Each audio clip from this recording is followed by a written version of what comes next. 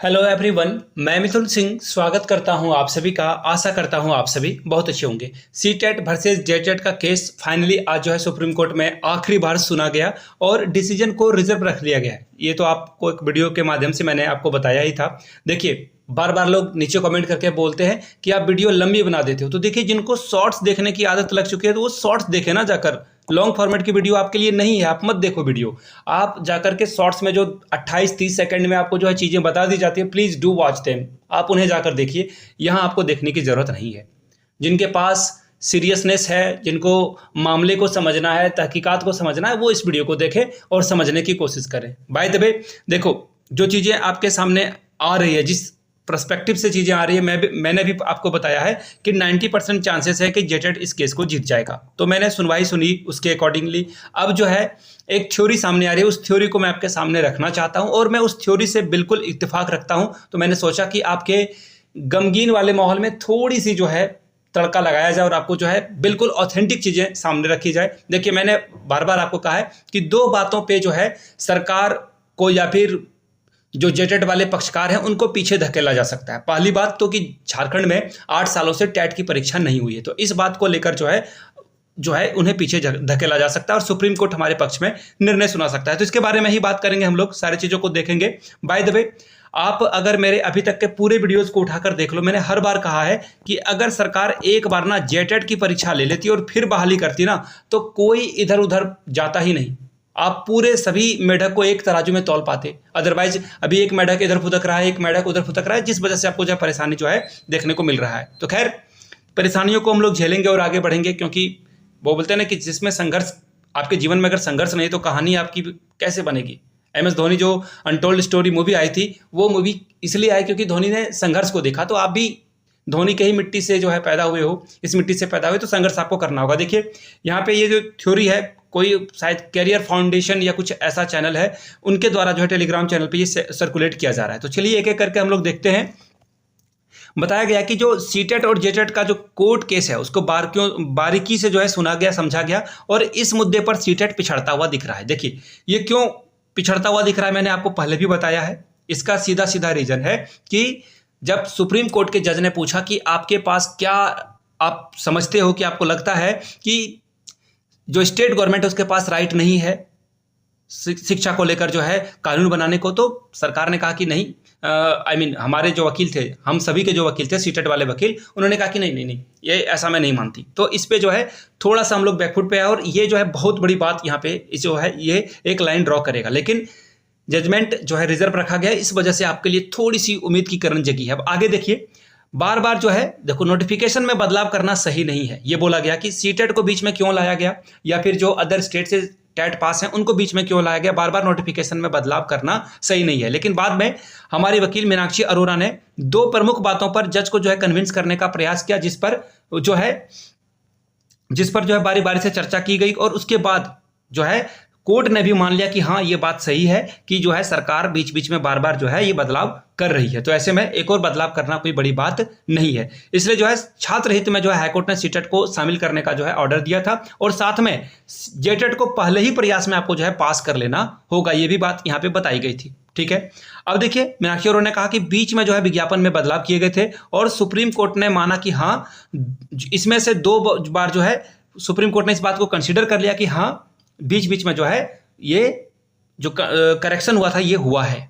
ये हुई पहली बात, ये हम लोगों के पक्ष में गया, ये पहली बात। देखना, ये बहुत महीन सी बात है, लेकिन ये बहुत इंपॉर्टेंट बात है। दूसरी बात यहाँ पर यह है कि 8 सालों से एग्जामिनेशन नहीं हुआ, तो उसको लेकर जो है हम लोगों के फेवर में कोर्ट जाएगा। अब देखो, मैं आपको क्रिस्टल क्लियर कुछ चीज़ें आपको बता देता हूँ। ठीक है, ये जो टेक्स्ट है ये आपने देख ही लिया होगा, उड़ती उड़ती खबर आप तक पहुंची गई हुई। देखिए, सुप्रीम कोर्ट का जो एथिक्स है, या हमारे देश का जो संविधान है, कॉन्स्टिट्यूशन ऑफ इंडिया है, बाबा साहब भीमराव अम्बेडकर ने हम सभी को के लिए जो है ये लिखा है। उस संविधान में एक बात बार बार दोहराई गई है कि सभी के लिए एक अधिकार होना चाहिए, बराबर का हक होना चाहिए। तो ऐसे में बराबर का हक झारखंड के विद्यार्थी को नहीं मिल रहा है। देखिए, कुछ लोग नीचे कमेंट करते हैं, जेटेट वाले बंदे, एक्चुअली उनको अंकल आंटी हम लोग बोलेंगे, हम लोगों से बहुत बड़े हैं, respect, we should respect them, तो हम लोग रिस्पेक्ट भी उनको देंगे।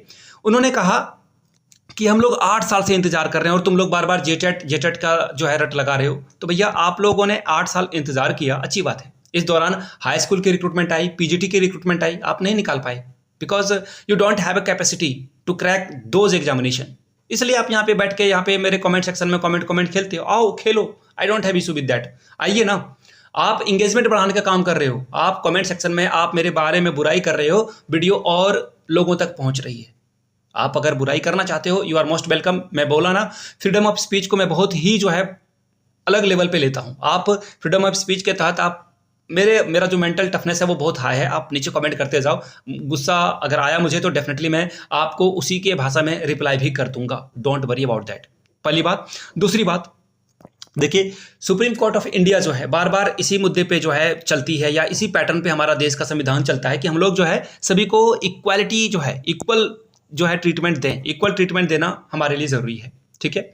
तो इक्वल ट्रीटमेंट के तहत मुझे लग रहा है कि यहाँ पे सुप्रीम कोर्ट एक एजम्पशन लाएगा और ये जो है कंसीडर करेगा कि हाँ, सीटेट के साथ जो झारखंड के बच्चे हैं उनके साथ गलत हो रहा है। देखिए, मैं पिछली वीडियो में भी कहा था इस बात को कि अगर 10 से 12 साल 13 साल अगर कोई सरकार टेट की परीक्षा नहीं लेगी तो फिर आपको दिक्कत आएगी। अब देखिए, जो नए जेटेट वाले विद्यार्थी हैं, एक्चुअली जो सीटेट वाले बंदे हैं, वो नए एग्जामिनेशन में बैठेंगे, तो ये सीटेट को जो बच्चे बच्चियां हैं या लड़के लड़कियां हैं, ये जेटेट में एग्जामिनेशन में आप बैठोगे, make sure very first attempt में आपको ये क्लियर कर लेना है। 100+ आपको स्कोर कर लेना है। देखिए 90+ में ही आप ठीक हो जाओगे, बट ठीक है ना, ये टूचा सा एग्जाम को 100+ करना है क्योंकि सिलेबस भी चेंज होगा।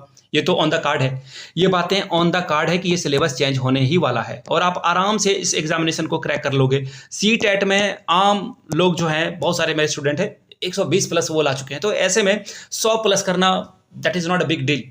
मैं मानता हूं कि स्टेट में जो है कुछ फैक्चुअल क्वेश्चन पूछे जाते हैं सीडीपी में, लेकिन आप उसे जो है टैकल कर लोगे। बस थोड़ी सी जो है मेहनत करते रहें, पढ़ाई जारी रखें। ये जो चीज़ें हैं आपके मेंटल पर जो है किसी भी तरह का कोई भी स्क्रैच नहीं, डेंट नहीं लगना चाहिए। पढ़ाई को जारी रखें। चीज़ें ये वो पैरेलल बोलते हैं ना, पैरेलल इन्वर्स में ये चीज़ें भी चलती रहनी चाहिए, आपकी पढ़ाई भी चलती रहनी चाहिए। ये हुई बात। अब देखिए, बहुत सारे लोग ना नीचे कमेंट करके पूछते हैं, बताते हैं कि फेवर। सबसे पहले ना इन अंकल आंटियों को बताओ यार, तुम लोग स्पेलिंग इतना मिस्टेक क्यों करते हो? फेवर लिखना नहीं आता है तुम्हें, जजमेंट लिखना नहीं आता है। जिन लोगों को लग रहा है कि मैं झूठ बोल रहा हूं, आप मेरे पुराने वाले वीडियो पे जाइएगा, ओल्ड वीडियो पे। इतनी गलतियां करते कैसे बच्चे को पढ़ाओगे भाई?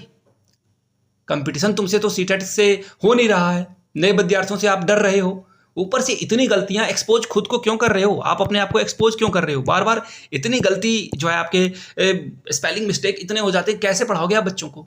आप भाषा का जो है रट लगा रहे हो और भाषा आपकी तो गौन है, गायब है।